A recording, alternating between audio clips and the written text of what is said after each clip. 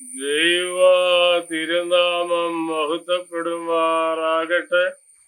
എന്റെ പ്രിയപ്പെട്ട സഹോദരി സഹോദരന്മാര്, ആർട്ടിഫിഷ്യൽ ഇന്റലിജൻസ് അല്ല എങ്കിൽ നിർമ്മിത ബുദ്ധിയുടെ പുതിയ ലോകത്താണ് പുതിയ തലമുറ ജീവിക്കുന്നത്. ഏറെ വികസിതമായ ലോകത്ത് ജീവിച്ചിട്ടും ചർച്ച ചെയ്യപ്പെടുന്നത് കൂടോത്രത്തെ കുറിച്ചാണ്. രാഷ്ട്രീയക്കാരുടെ ഭവനാങ്കണത്തിൽ നിന്നും ക്ഷുദ്ര ജീവികൾ സ്ഥാപിച്ച കൂടോത്ര തകിടുകൾ കണ്ടെടുത്തു എന്നതാണ് സമീപകാലത്ത് കേരളത്തില് ചർച്ച ചെയ്യപ്പെട്ട വളരെ രസകരമായ ഒരു വിഷയം.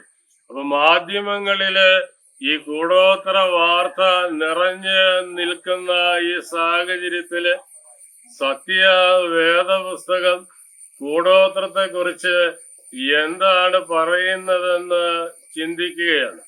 തിരുവചനത്തില് കൂടോത്രം എന്നൊരു വാക്ക് നമുക്ക് കണ്ടെത്തുവാൻ കഴിയുകയില്ല.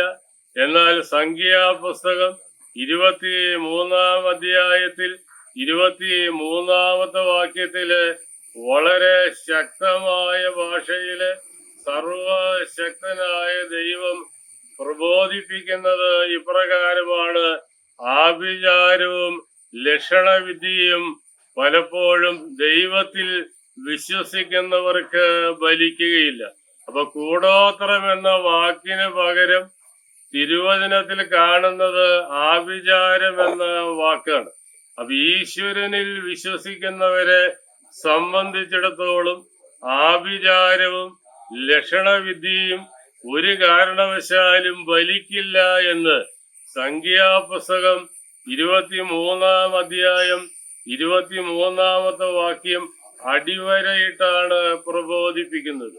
യെശയ്യാ പ്രവചനം 47-ാം അധ്യായത്തില് 13 മുതൽ 14 വരെയുള്ള വേദഭാഗം വായിച്ചു വരുമ്പോൾ ജ്യോതിഷക്കാരും രാശി, ലക്ഷണം, നക്ഷത്രം എന്നിങ്ങനെയുള്ള അന്ധവിശ്വാസത്തിലും അനാചാരങ്ങളിലും ആശ്രയിക്കുന്നവർ നാണിച്ച് പോകുമെന്ന് അസന്നിഗ്ധമായ ഭാഷയിലാണ് സാക്ഷ്യപ്പെടുത്തിയിരിക്കുന്നത്.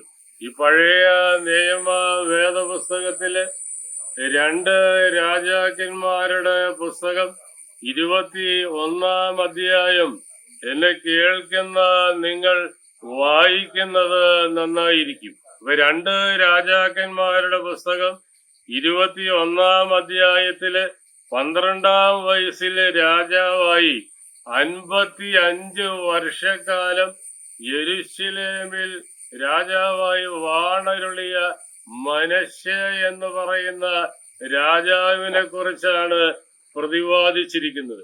55 വയസ്സ് വരെ രാജാവായി വാണരുളിയ മനശ്ശെയുടെ ആ രാജകീയ വാഴ്ചയില് ഒരേ ഒരു കുറവാണ് തിരുവചനത്തില് രേഖപ്പെടുത്തിയിരിക്കുന്നത്. 2 രാജാക്കന്മാരുടെ പുസ്തകം 21-ാം അധ്യായത്തിലെ 6-ാമത്തെ വാക്യം നമ്മൾ വായിക്കുമ്പോൾ ഈ വേദഭാഗത്ത് പറയുന്നത് എങ്ങനെയാണ്?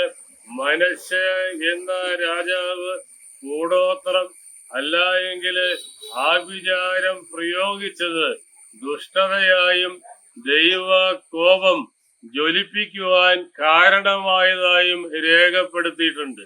അപ്പൊ കൂടോത്രം അല്ലെങ്കിൽ ആഭിചാരം പ്രയോഗിക്കുന്നത് ദൈവം ദുഷ്ടതയായും ദൈവകോപം ജ്വലിപ്പിക്കുവാൻ കാരണമായ ഒരു സംഗതിയായിട്ടാണ് തിരുവചനത്തിൽ രേഖപ്പെടുത്തിയിരിക്കുന്നത്.